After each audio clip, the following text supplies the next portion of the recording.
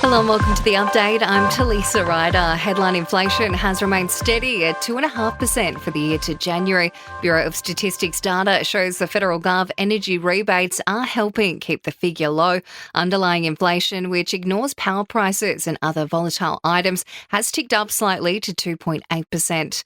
The federal gov is waiting to find out from the US president if Australia will face tariffs on some metal products. Donald Trump is considering if we should be exempt from a 25% levy on steel and aluminium imports. Treasurer Jim Chalmers is in the US right now to meet with his counterpart over there. It's clear to us before the meeting, during the meeting and after the meeting, this call will be made by President Trump on the advice of senior figures in his administration. I think that's been self-evident for some time.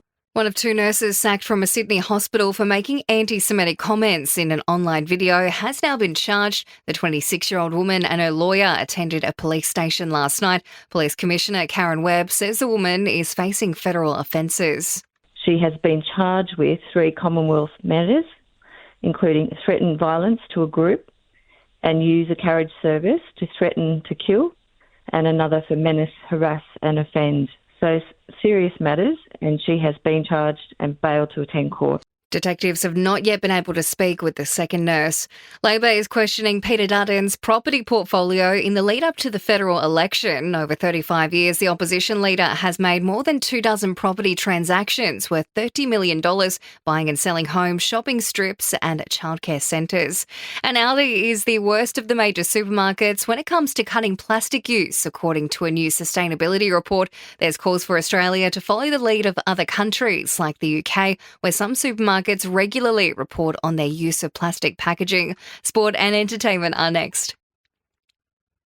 In sport, Australia will face Afghanistan for a spot in the Champions Trophy semi-finals. Rain washed out a clash with South Africa. To AFL news, and Pies take on Tigers in a practice match tonight. Last night, the Bombers beat the Cats by 21 points. And Tim Zoo's team is taking extra precautions as they prepare him for his comeback fight. He's been banned from talking about future fights or paydays, while his famous dad will no longer be welcome ringside. In entertainment news, Will Smith has raised eyebrows with a flirty performance with Spanish singer India Martinez. The actor hit the stage to perform their new song in Miami, with the pair appearing to share a near kiss during the performance. Australia's Team Eurovision has shocked with their nominated act for this year's contest in Switzerland. Instead of sending an established pop star, rising French Aussie artist Gojo has been selected to perform.